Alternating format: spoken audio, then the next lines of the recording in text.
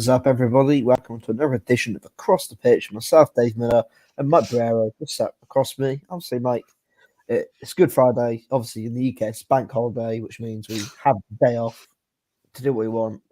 I'm guessing for you, it's a bit different. So, all hands on deck work-wise, or Yeah, my job doesn't get off for many of the holidays, besides the major ones. All the smaller ones, it's full operation, full steam ahead. So we had a busy work week, and I'm happy to now segue into this very exciting Union match. yeah. I mean, obviously, again, we're here to discuss not only the game tomorrow evening against Toronto, we're here to also look and review the plucky, gritty 1-0 win they produced last week over Columbus. And again, I think obviously dive into it in a second, but again, that piece of luck that they've had throughout the early stages of the season appeared to, come up for them again. And we'll also discuss what that luck piece of luck was when we delve into the show. But Mike, hit it over to you for the sponsors, and we'll go right into the Columbus preview. No review. Sorry. Yes, of course. So first and foremost, we have Triple Threat Bets at Triple TRPLE Threat Bets on Twitter and TripleThreatWagers.com. We cover college basketball. Myself and Triple Threat Bets cover college basketball all year long. Right now, we're doing the transfer portal. We'll also have some shows coming up, so check us out. A lot of fun stuff there. We're also doing the NBA Cappers tournament right now as well, so that's a lot of fun. Next up, though, we have Manscaped. Get 20% off. Plus free shipping with the code AATBirds at manscaped.com. Next, we have Statement Games. I'm sorry, not Statement Games. OddsJam, the number one software platform for sportsbook bandits. They use an arbitrage calculator and more, so you never lose a bet again. Sign up today at oddsjam.com. Now we have Statement Games. You can check out Statement Games Incorporated at statementgames.com for a fun new way to do fantasy sports and entertainment. You can win gift cards, and prizes. It's free to sign up at statementgames.com. And our newest sponsor we have here is Vinny's Pizza and Restaurant in Allentown. They are serving up Italian cuisine. They also have pizza, pasta, burger, sandwiches, and much more available for pickup or delivery. Your choice. Order today at vinnyspizzapa.com. And lastly, of course, if you want to buy some across the pitch gear, if you want to buy anything from the AAT Sports Network shop, just follow the link below, aatsportsnetwork.com/shop. Johnny Leck has always put out some great artistic content out there. But that is the sponsors. Dave, back to you for the presser and news and notes.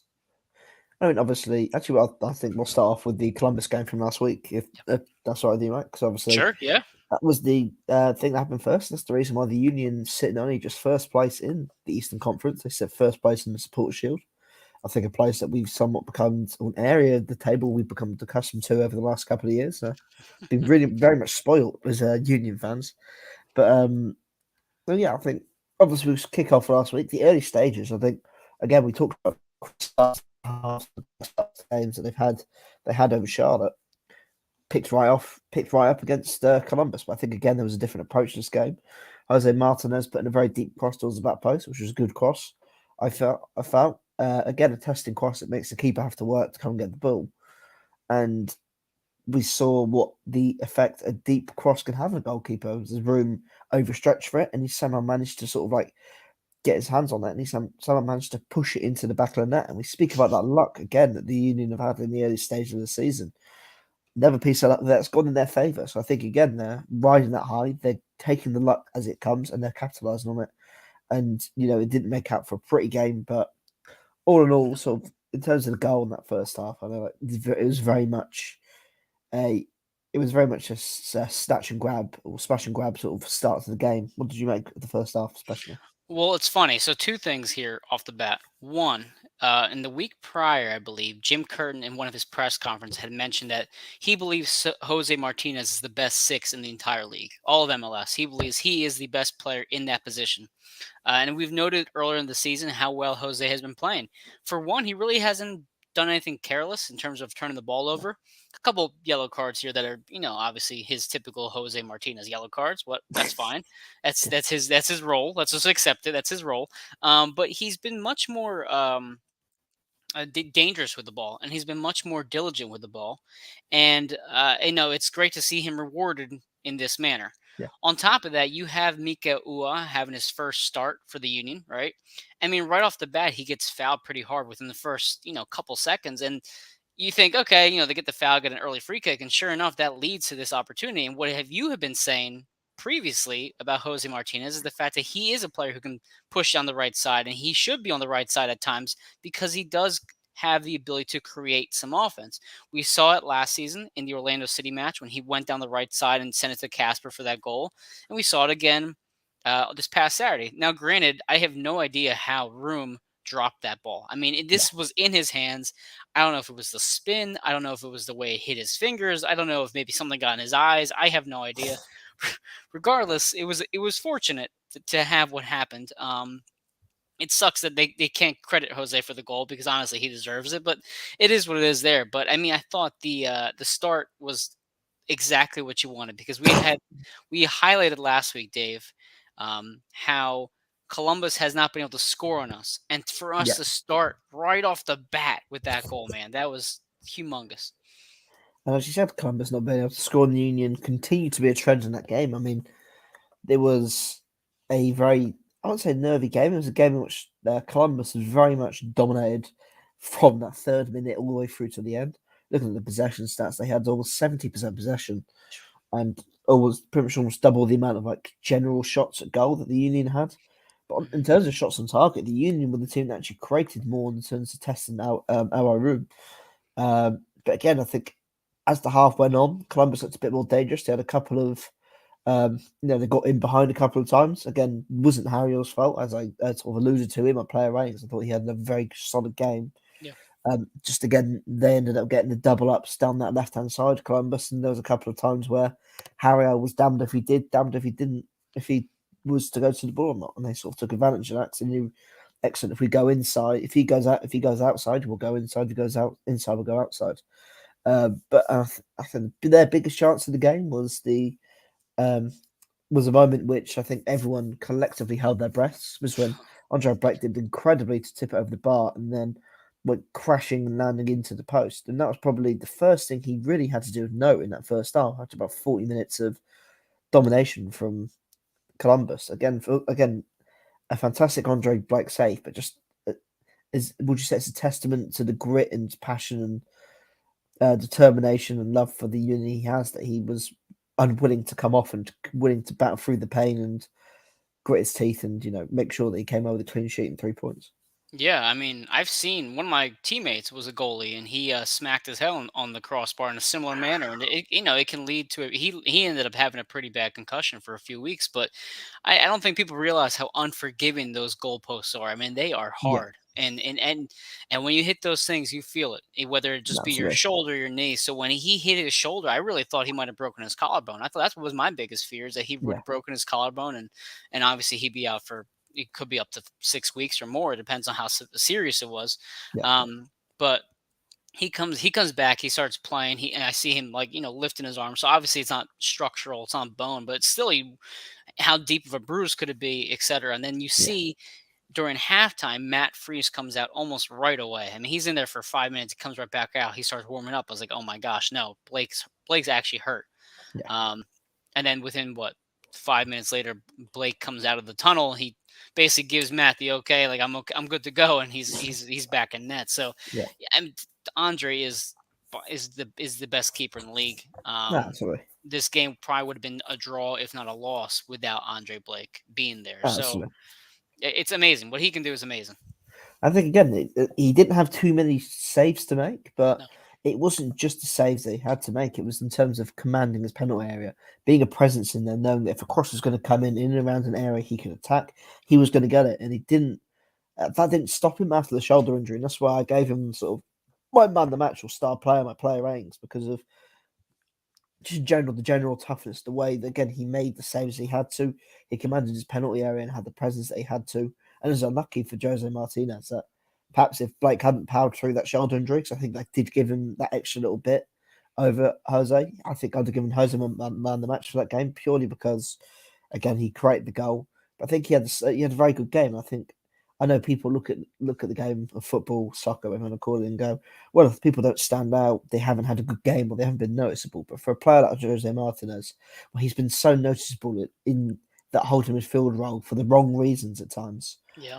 To have gone into that game and didn't receive the other card. He sat in front of that back five for 85 minutes and just had to constantly run side to side, absorb the pressure, be that anchor to try and keep Columbus out. And I thought to be unnoticeable in that game, but also, he did so well to protect them and didn't really hear his name that often, whether it's a silly foul or losing the ball. He did his job, and that's what you want from your number 6 or defensive midfielder, is for him to go about his business quietly. Because if he goes about his business quietly, you don't hear the commentators saying his name, you don't hear the fans moaning about his name. He's done his job. He's played a good game. So those were sort of my two really sort of top players from the Union in that game. Although I did see Jack Elliott got into the MLS team of the week.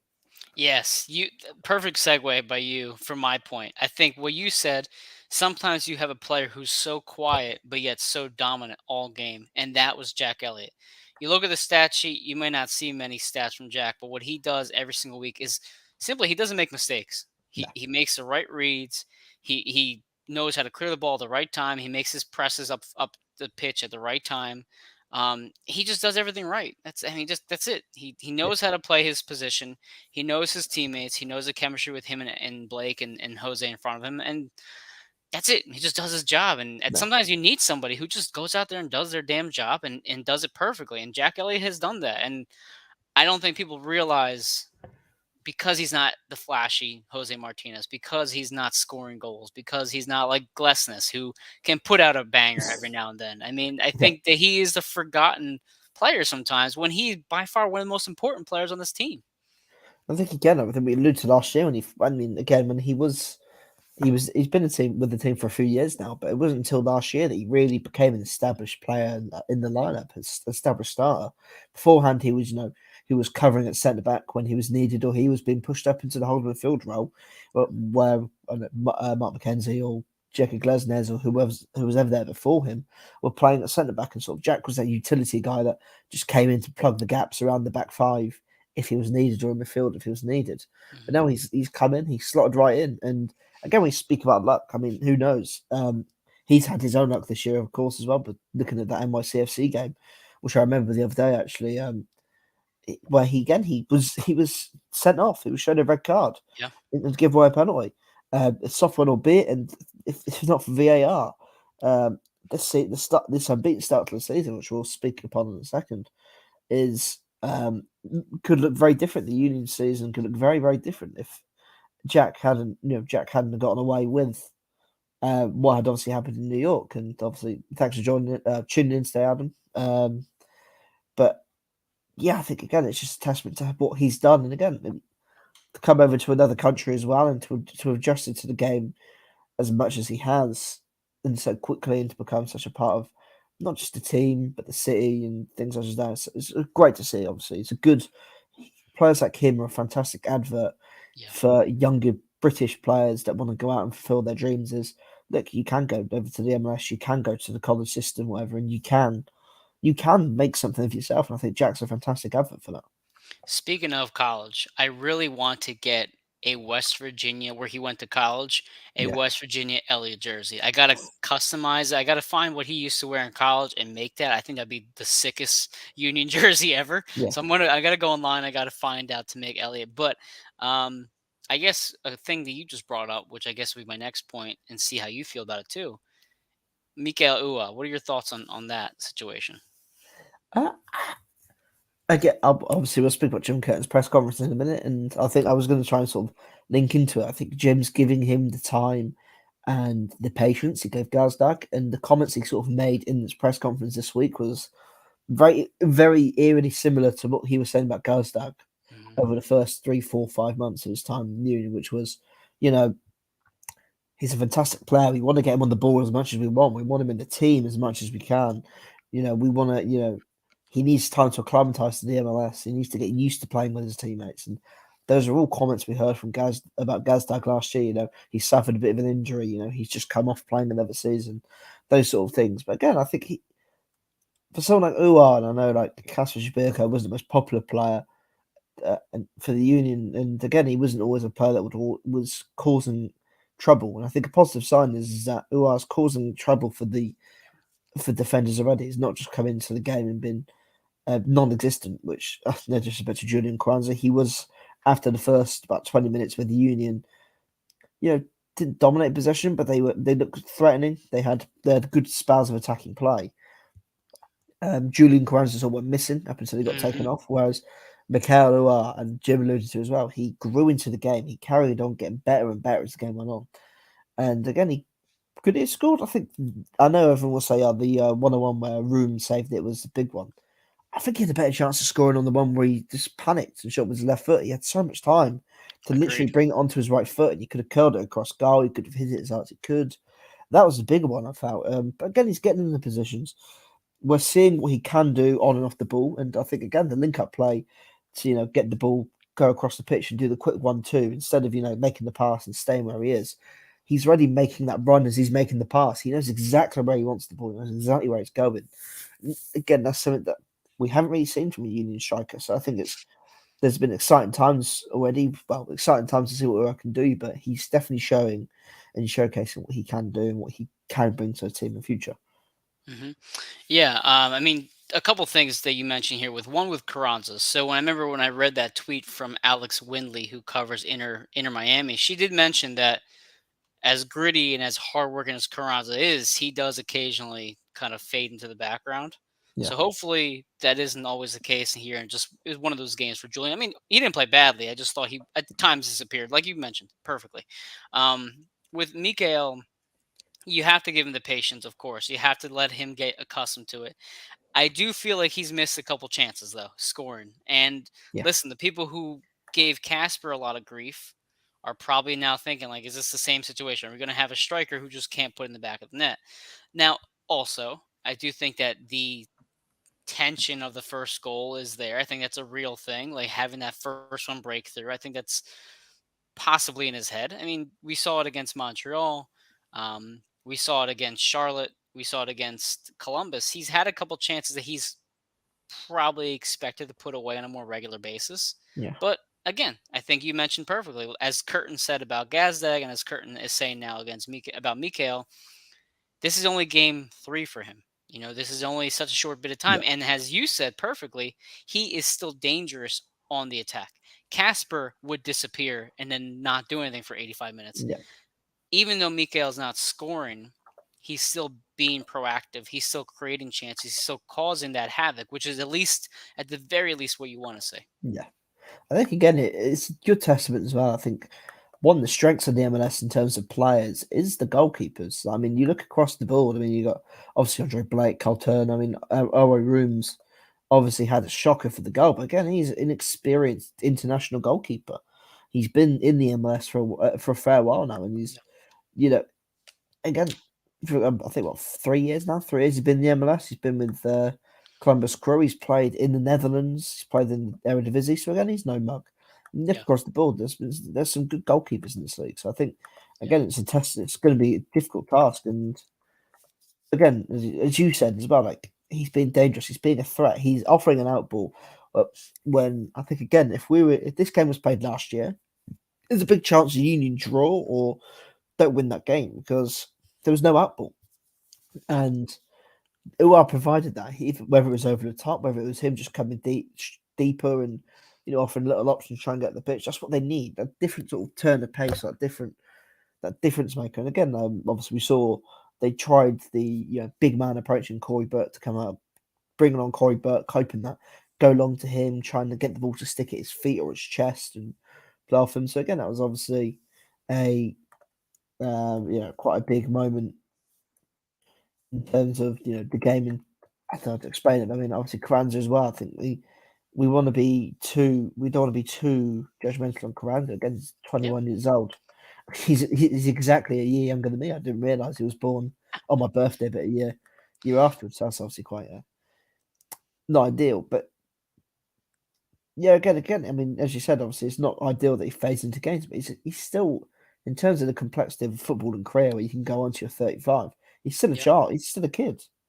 He's still a kid in terms of the game. So I think that hopefully we'll see him continue to grow, and because again, I think especially at that age, it's easy to get frustrated when you're not getting the ball, when you're not heavily involved in the game. So I think it will come with experience for him. And I think having players like Corey Burke around him who have had to deal with it, who are bigger players, aren't the most mobile, but they sometimes just have to grit their teeth and carry on going with it. And obviously, we'll transition into Jim's press conference from earlier in the week because he looked at there was a we'll finish the press conference with a nice little tidbit that was mentioned because I'm in a group chat with a few of my friends and someone covers Southampton and they were speaking to Ralph Hasenhüttl about some of the goals he scored in his playing career, and I thought, what an absolute contrast to the end of Jim Curtin's press conference, which we'll come up to in a minute in regards to his playing career. But again, Jim says again, obviously the Union are first place in the league; they're unbeaten, the only unbeaten team in the MLS. I saw some weird thing yesterday where the MLS put out a tweet saying, like, MLS Twitter account put a tweet saying the Union are 7 games away from breaking the MLS longest unbeaten run. I was like, well, Wow. there's just no point putting it right now because I mean, they're so far away. You like 2 or 3 games to go. I don't understand, but they're trying to curse it. They're trying to jinx the Union basically. But again, Jim said it's going to be difficult to stay where they are at the top of the league, but it's something they'll carry on fighting for the entirety of the season. Obviously, he says every single time they step on that field, they want to win. They have that winning mentality. It's not, oh, we'll take a draw. We want to win. We want to stay where we are. And I know he's not the most popular man, or he's not always been the most popular man with Union fans and Union faithful. He gave a lot of credit to Jay Sugarman for sticking with the vision of the team. And, how much money has been invested into that youth setup that has created players like Brendan Aronson, Mark McKenzie, even players like DeVry, Anthony Fontana, and the current crop we've got in the team at the moment: Quinn Sullivan, Paxton Aronson, Nathan Harriel, and Jack McGlynn. He gave a lot of credit to those players, to Jay Sugarman for the money he's invested there and on the playing side in terms of being able to get players like Mikael Uar and going out and get Glasnez and Leon Flack and players such as that. So again, Jim was very complimentary of the team that of the money that's been invested in the work that Jay Sugarman's done. It's because he's shown him the faith and the backing that perhaps that all managers get, and I think that's obviously a great thing to see when the owner and the owner and the manager are both on the same page and they're sharing the same vision and they're both willing to dive into things. And again, Jim said, I know. Obviously, Jay Sugarman at times has been. Obviously, I've got friends in America who have said like he doesn't always spend the money he perhaps he should do to compete in things such as that. But I think the Union and teams such as New England have dispelled the whole idea. I think again, teams like Inter Miami have probably done it themselves as well, and maybe that you don't need this. Spending money doesn't guarantee success. It's true. Yeah. And again, the Union is the perfect example. You look at that team, you think, how many of those players that have actually come in was known on the world stage? No, they're not the Gonzalo Higuain, Carlos Velas, players such as that, Blaise Matuidi's. They're smaller players come from the lower leagues of Germany, coming from Hungary. Denmark, the SPL will kill Marnock. Do you know what I mean? Like the Union, they're investing small amounts of money in pockets of money in low risk areas. Even like Julian Carranza, they're doing low risk business for the high reward. And I think Jim says that's really helped grow the winning culture that has continued to grow. And then obviously Bob Bradley. I'm not sure, is Bob Bradley a popular figure in America in the US game or? Yeah, I would say more so than what we have right now. I would probably agree with. Very much different in the UK. Obviously, I don't know if you remember when he was manager of Swansea and he did terribly. Didn't do very good. There's like a football show they do like every Saturday morning, and they did like a segment taking the mick out of him called Brad Bobley. Like a guy that I'll have to send you the links to some of the stuff. Yeah. So like a guy would wear like a bold cap and be like, "Yo, I'm Brad Bobley. Welcome to Brad Bobley Soccer School." That's Obviously, awesome. Jim again, as Jim is, he's very complimentary, and I don't think you see a lot of people go to gamesmanship and press conferences. But I think Jim genuinely means it. He's very complimentary of every team to play against. Yeah, And again, he was really big. I think because Bob Bradley coached him, was maybe his first coach in Chicago. Chicago. I don't remember the history, but I know they had ties in Chicago. Yeah. So I think, I think Brad Bobley was. Have I said his name wrong? Bob Bradley. Is it Bob Bradley? But Bradley. Yeah. I'll get him mixed up now.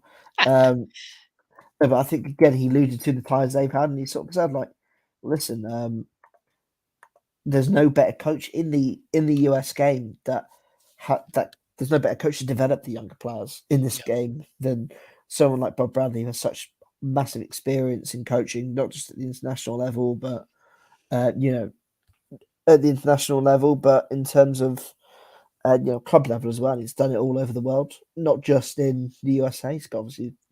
So again, I think that's by Jim. Obviously, perhaps a bit of bias in there from Jim, or all sort of the personal experience he's had.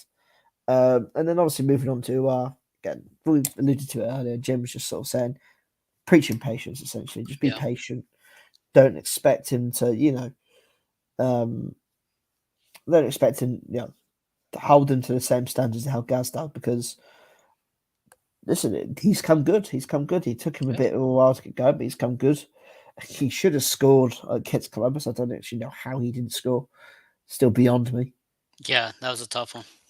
And then obviously we'll allude to the final part of Jim's press conference, which again I found quite funny at the time. Then reading upon what happened at the Southampton press conference the other day, where they were speaking to Ralph Hasenhüttl about some of the goals he scored in his playing career, and allowing him to reminisce. Jim was asked about the only red card he received in his entirety of his playing career under Bob Bradley for Chicago, and Jim essentially was like, "It was probably definitely a red card." And so it was definitely a red card. It's one of those ones where he got his money worth, I think he said. Yeah. But he says he remembers like again like the quite the intimidating culture for a player that he said he was like in his first year as a rookie as a pro, and he remembered like having to walk down into the tunnel. He had all the fans in DC like chucking stuff at him and abused him as he went down. Which again that's quite taunting for a young player, but yeah, obviously quite a funny way to end the sort of end the press conference. Yeah, I mean tomorrow's gonna be a tough game for the Union. I think Yeah. especially on the road. Obviously they've won 2 out of 2 on the road. I think it's 3 out of 3.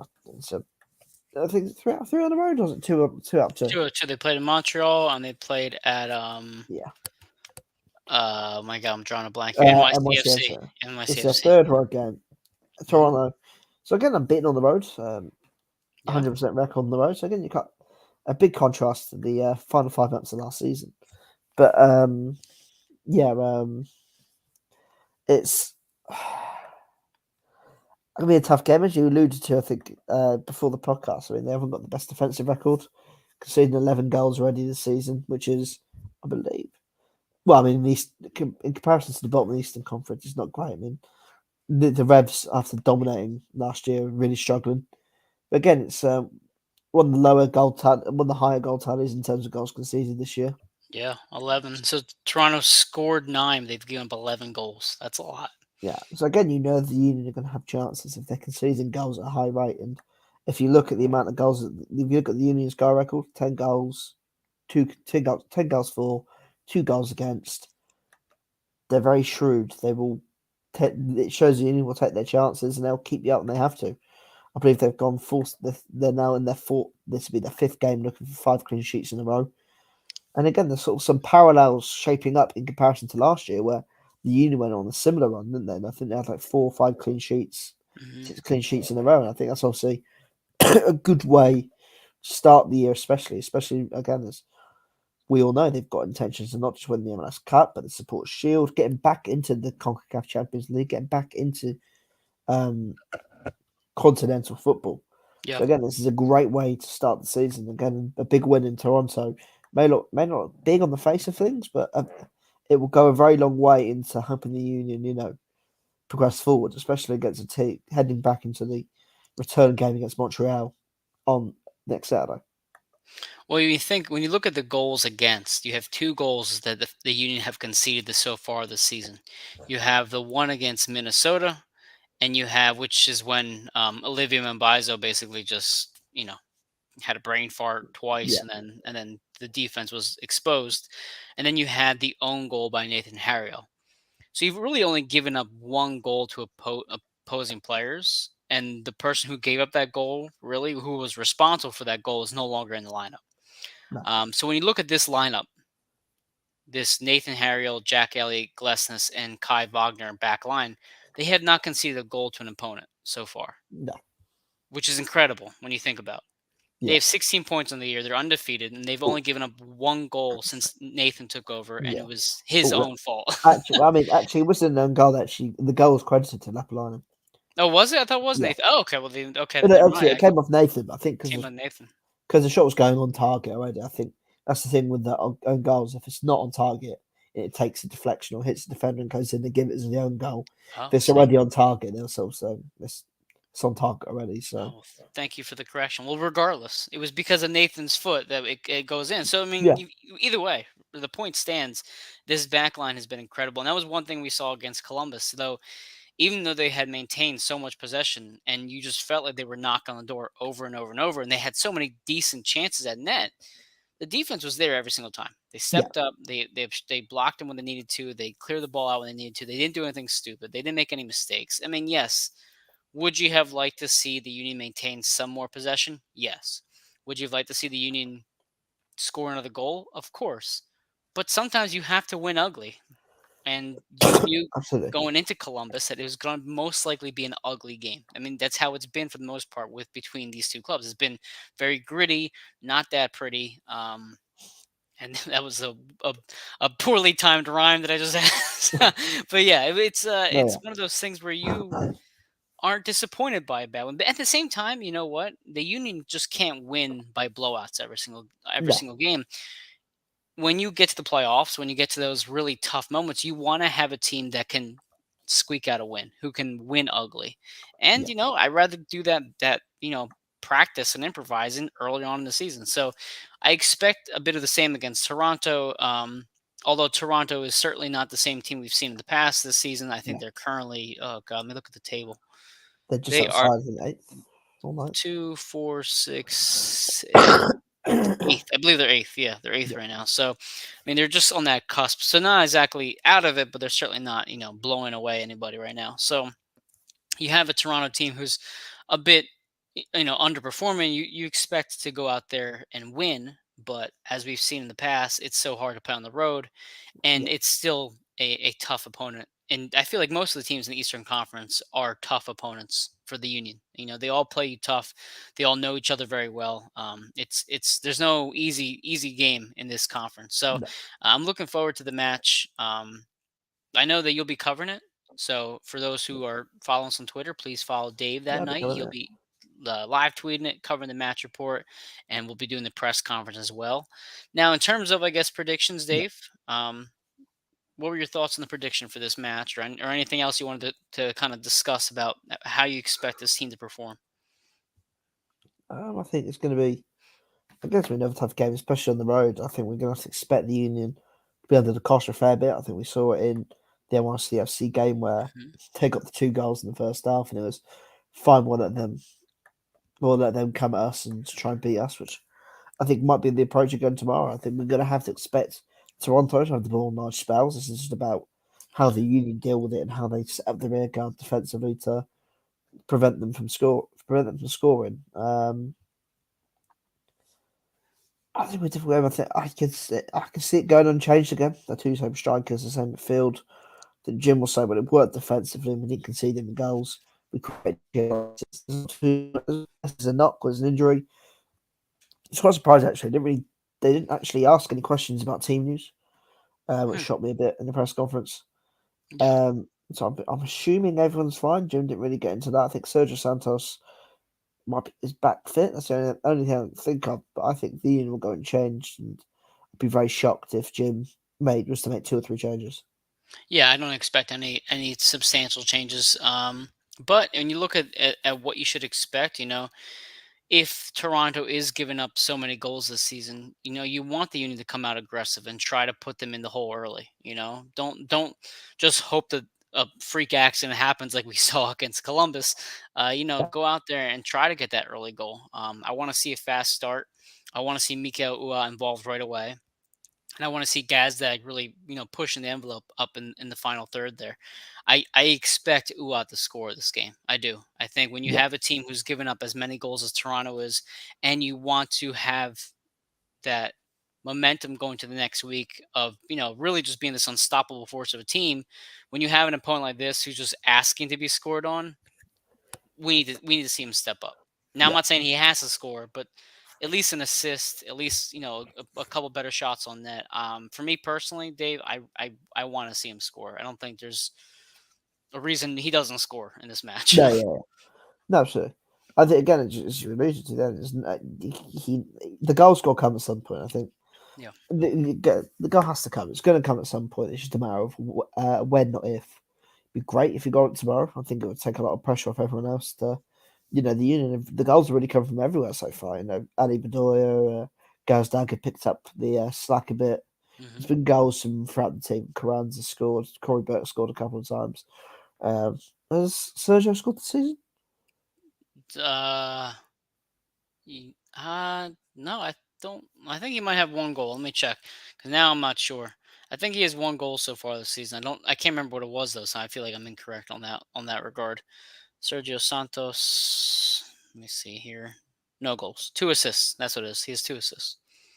That's it. 2 assists. Um, so again, the goals are coming from everywhere. Yep. Everyone's sort of contributing. Everyone's helping create goals. So hopefully, again, he gets off the mark, and yeah, he sets off his account. So hopefully, once he gets one, they'll start to flow a bit more, and he'll start to Yep. have more chances. 'Cause I think the big thing for strikers is everyone expects them to score in every single game. It's not realistic. It's never always going to happen, or it's not always going to be like that. So again, all you've got to do is just be optimistic and just hope that he can take the chances when they fall to him.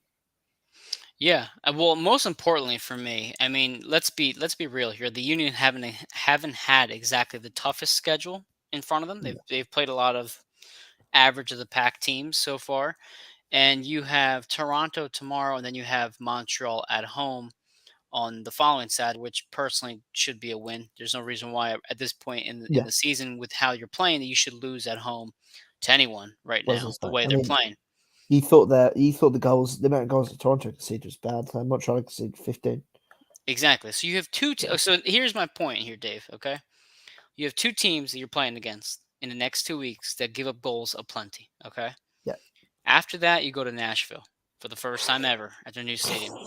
This is why I need, as much as I want patience, and I want people to realize I'm preaching patience with Mikael Ua. The same way I get with Gazdag, I'm preaching patience, but I want to go to Nashville and win, or at least draw. That way, people aren't like, oh, well, the Union haven't played anybody, and then they played one tough opponent, and now they lost, so they're not really as good as people think they are.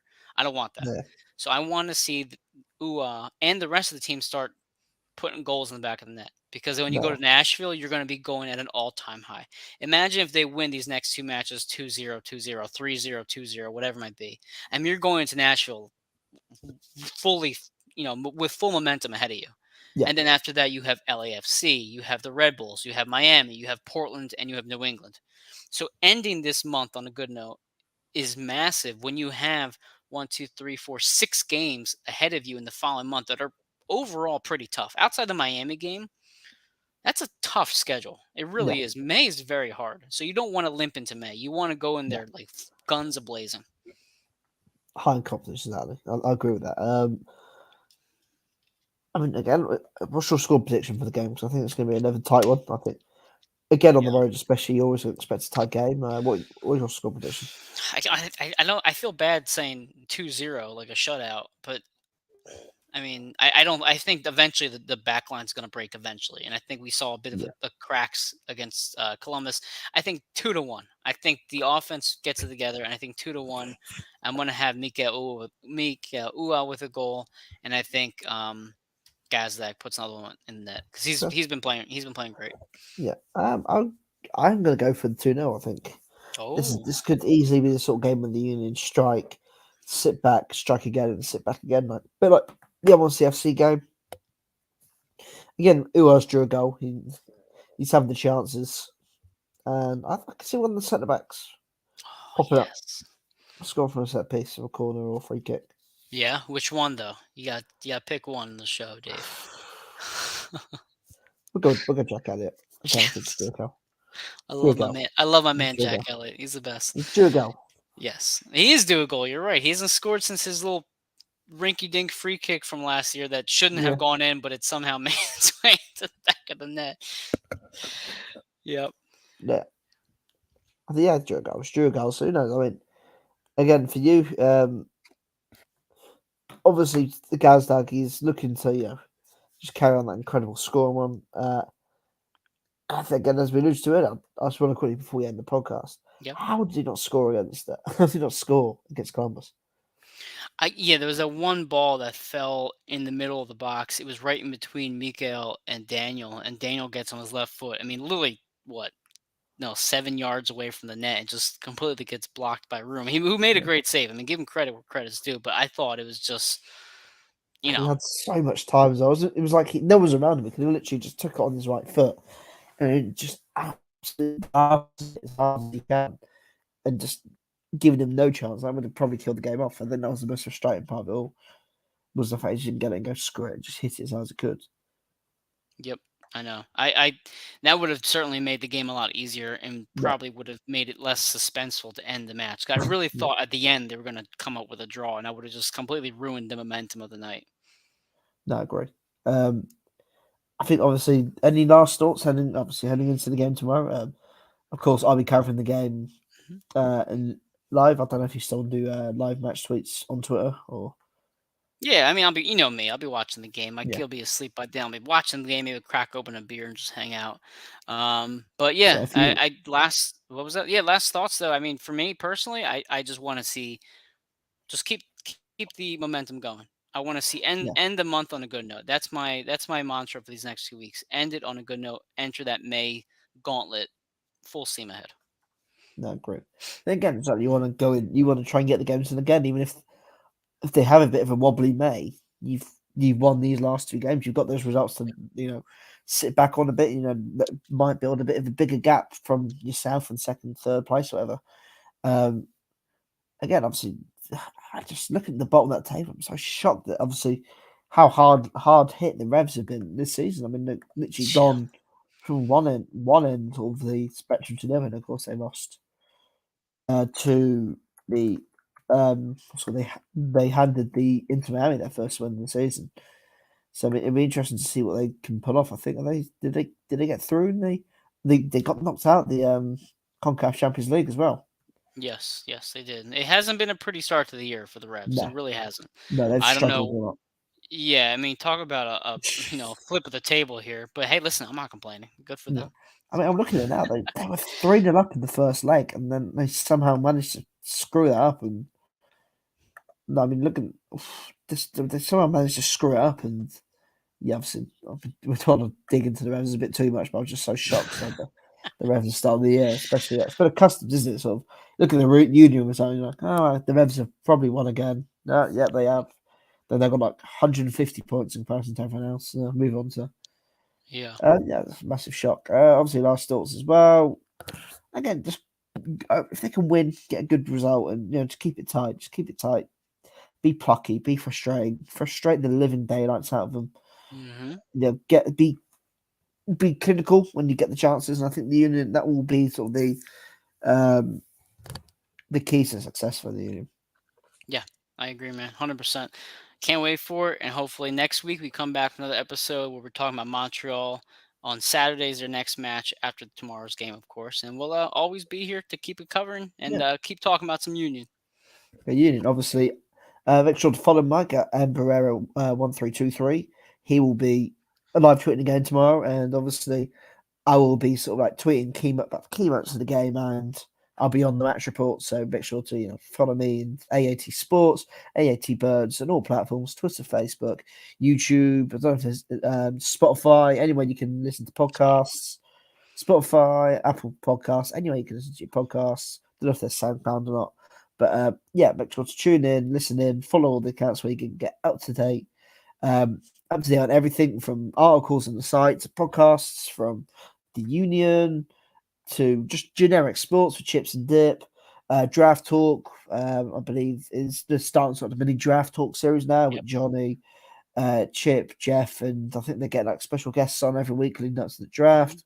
So again, we've got everything covered. We have everything covered. One of our writers, one of our good buddies, Adam, is plowing through draft content. So if you want to go look at that, Yeah. if it's Eagles related or mock draft related, go look at what he's been writing because it's some great stuff, and he knows his stuff, especially with the draft. That's sort of one of his many what's the word? One of his Expertise. Yeah, He is really good at the draft. If you wanted to talk about NFL draft, Adam Mack is your guy to go to. Adam It's Mack will go. insane. If you want some Oh my college god. information, anything, go follow Adam Mack. Yeah. Seriously. Quick Adam Mack plug there. He's working overtime. I believe he writes and does stuff for another site as well. So He does. that Yeah. man is working overtime right now. So obviously it's great. He's a good person to follow if you want to keep up to the draft. But obviously, thank you so much for listening in. Make sure to follow, obviously, as I said, Emperor1323. Follow me at Dave JFC Miller for all things Union. We usually sort of try and keep up to date with news pieces of news throughout the week as well, if we ever get sent anything through. So yeah, thanks for tuning in, and we'll see you guys next week. See you. Dude. Go Union, up the Gills.